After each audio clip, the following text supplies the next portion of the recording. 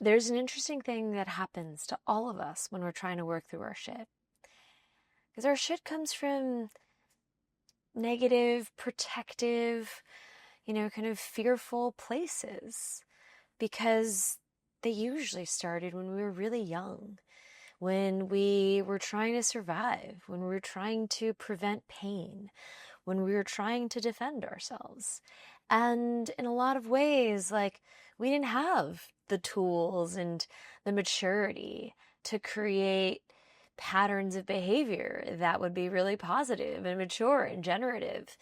And so if this stuck with us, then they're traps we can easily fall back into. And I just fell into this recently, which I'll share shortly, but we're all prone to it because we all have our shit. None of us grew up with perfect childhoods, and none of us were taken care of perfectly by our parents or caretakers. And so these traps basically can become things that really drive our lives.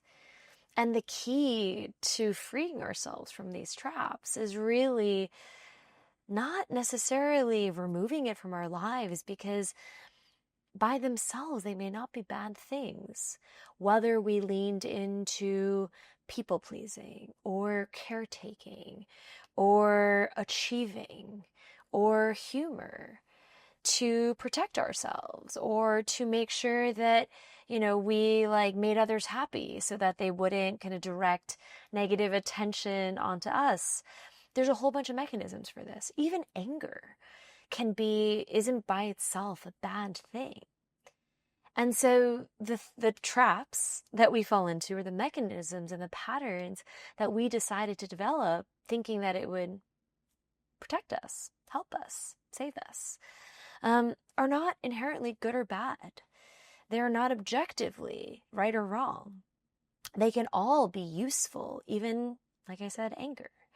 But the difference is whether we let it drive us. The difference is whether we let it lead our actions and our decisions and our definitions of self and success, or whether we use it as a tool. And the trap that I fell into recently, because since I was little, like, I didn't have a lot of family around. I grew up in an immigrant household where my parents left their homes, and they, whether you call them expats or immigrants, they came to the US and didn't have family around. The only family I grew up with was my aunt and my cousins on that side. But that was it. All my other aunts and uncles, cousins, grandparents, they were all in another country.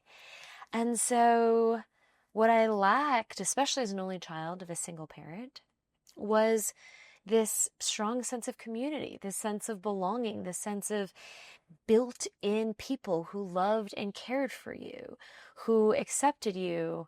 Well, I mean, in Chinese, caveat, Chinese household, Chinese culture isn't actually a very accepting culture of your honest self, but at least in terms of you being part of the family, like, I didn't have that feeling.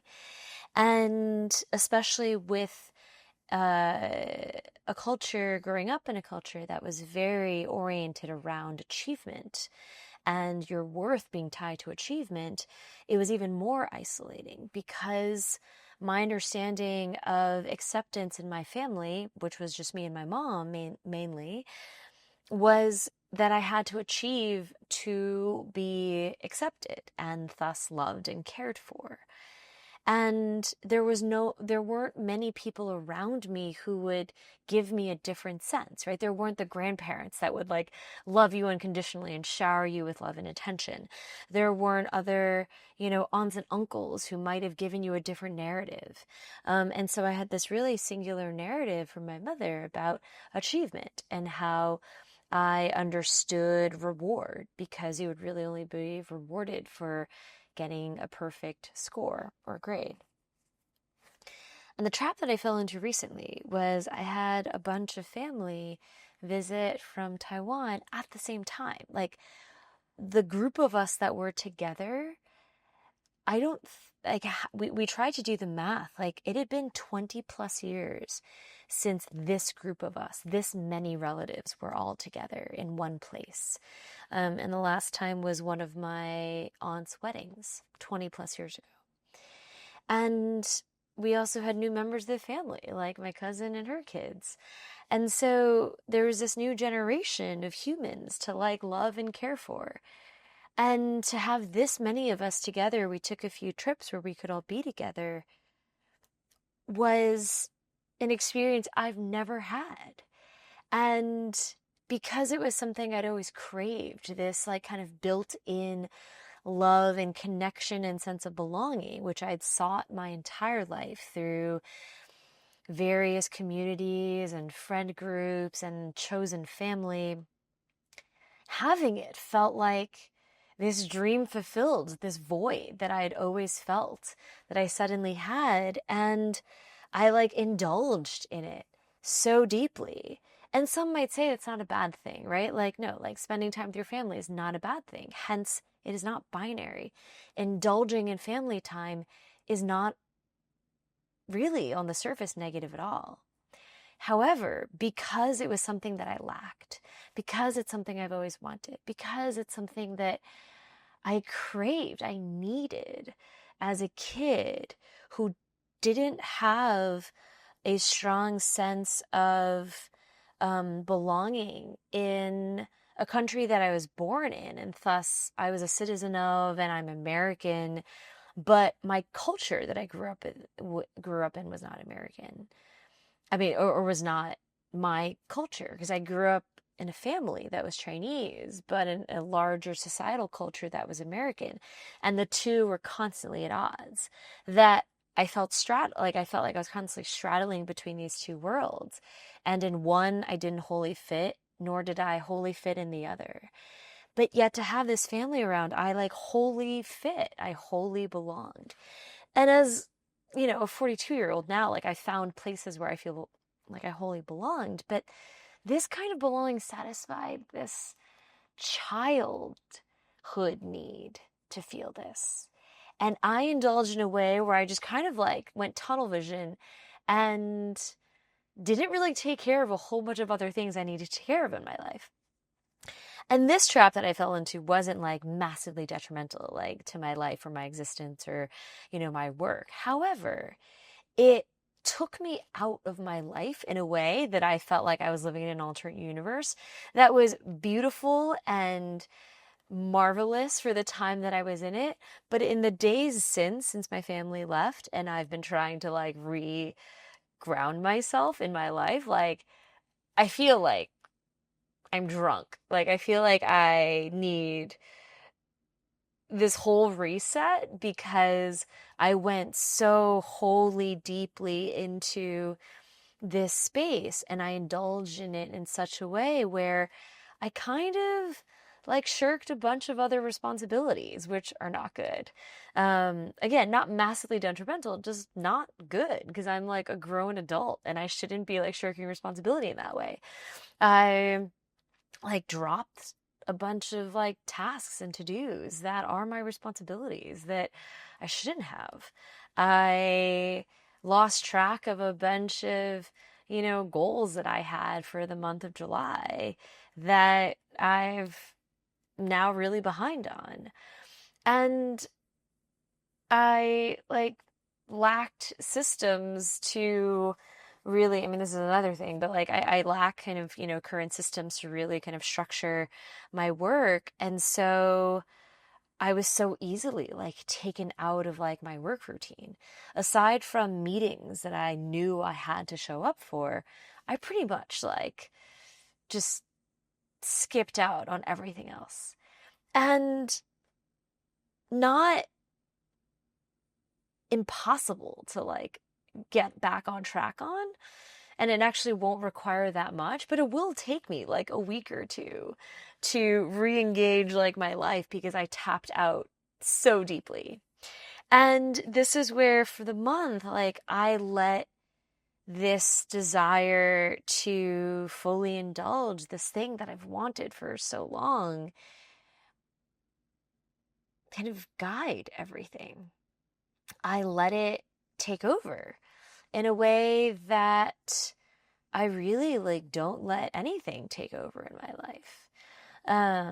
But it's no different than when someone who didn't grow up with money then has money doesn't want to let themselves feel like they have to sacrifice anything.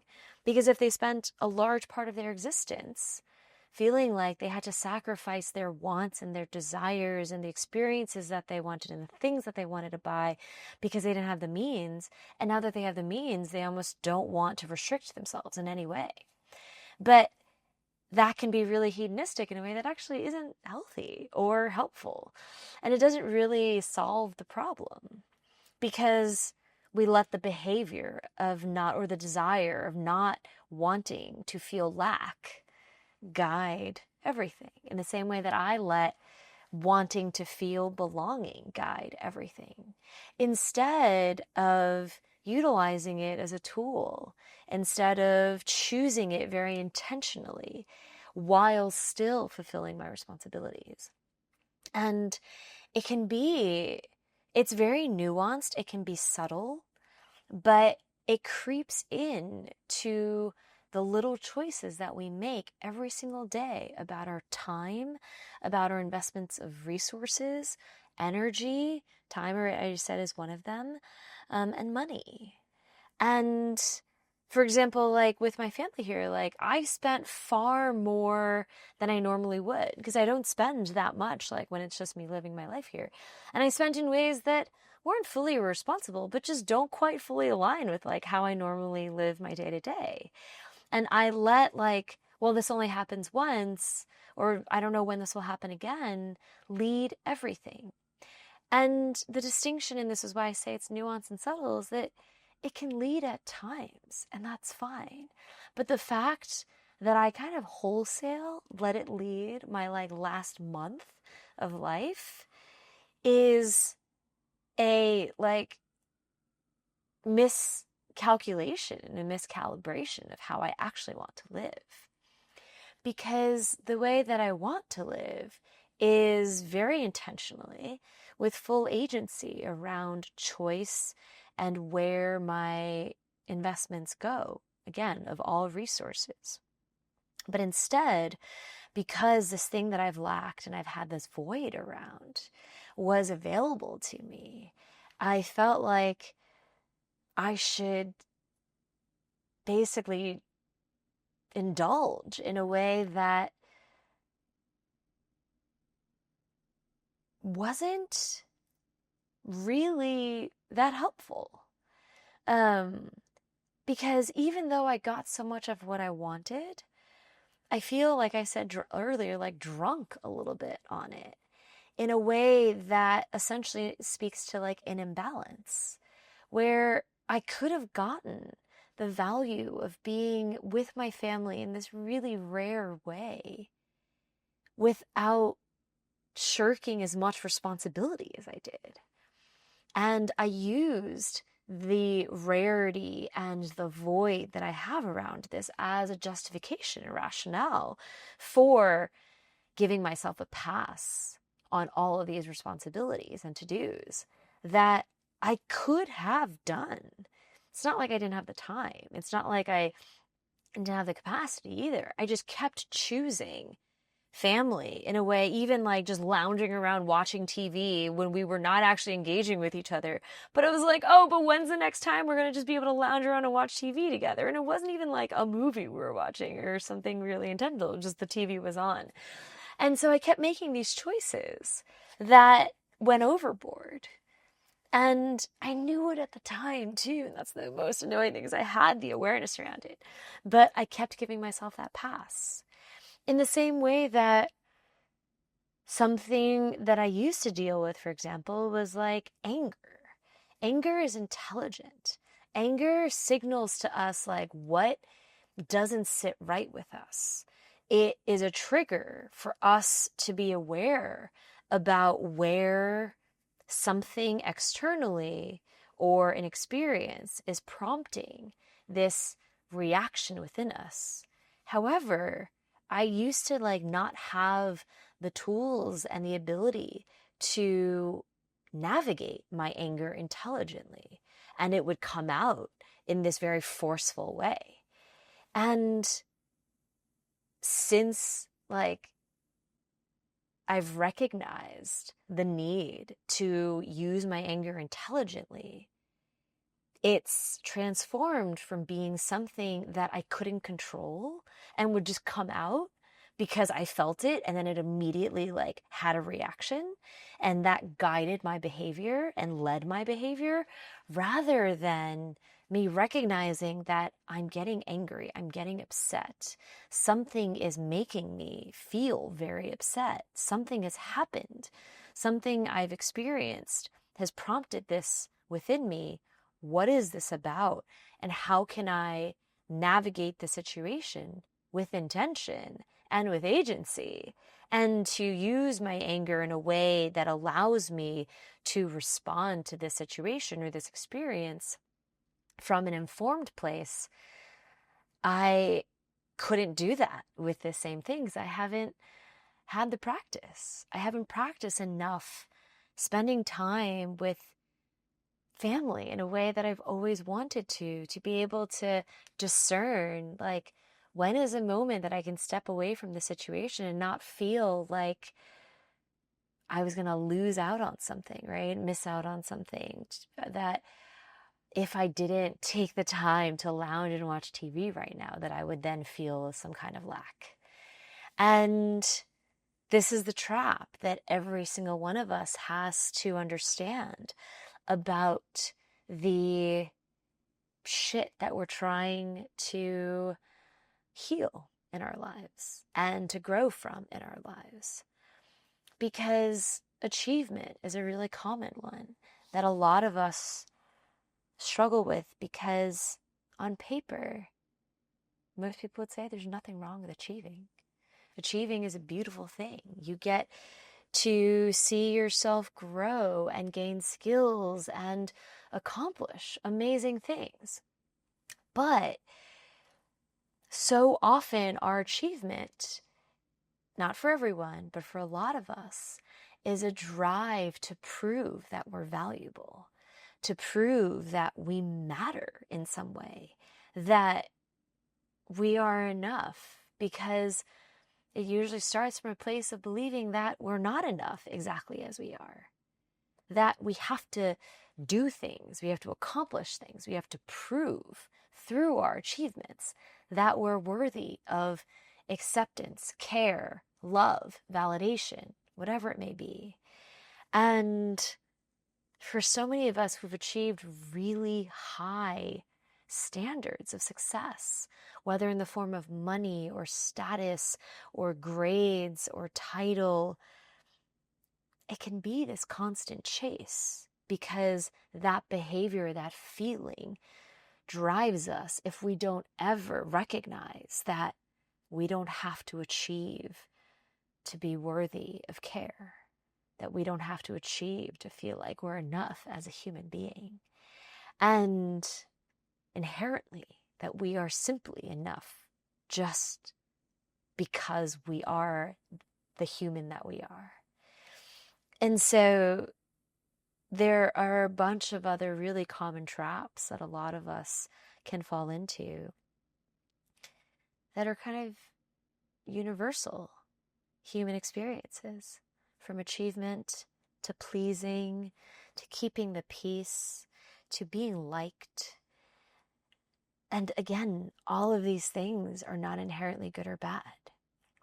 But if we let the desire for that outcome, for that feeling, for that validation, that external, or actually sometimes it could be even internal, the feeling that we get can be internal. But if we let the shit, the broad label of shit, our inner conditioning, the behavior that we formed, the pattern that we developed because we thought it would protect us in some way, that we thought it would help us in some way, and probably actually has helped us a lot in our life, but isn't anymore, and we're trying to change it. If we let that thing lead, that's when we fall into the trap. But if we can step outside of it and recognize what is happening, that the trap is there, that we can sidestep it and gain the intelligence and the insight that it's trying to deliver to us without the reaction and without us falling into the trap of that same pattern and behavior, then that's where our growth happens. That's where we build the new skills. That's where we can reprogram the desire to achieve, the desire to feel validated, the desire to please, the desire to feel like we belong. That's where we can turn that into something much more generative and actually allows us to build from a place of more truth and more honesty. That allows us to choose intentionally how we want to act and spend our energy and our time and our other resources. And it's a journey for every single one of us. It's an ongoing growth process. But the recognition of the trap is the first step. And understanding what is happening for ourselves is what gives us the insight to move from falling into the trap to being able to recognize it and step around it.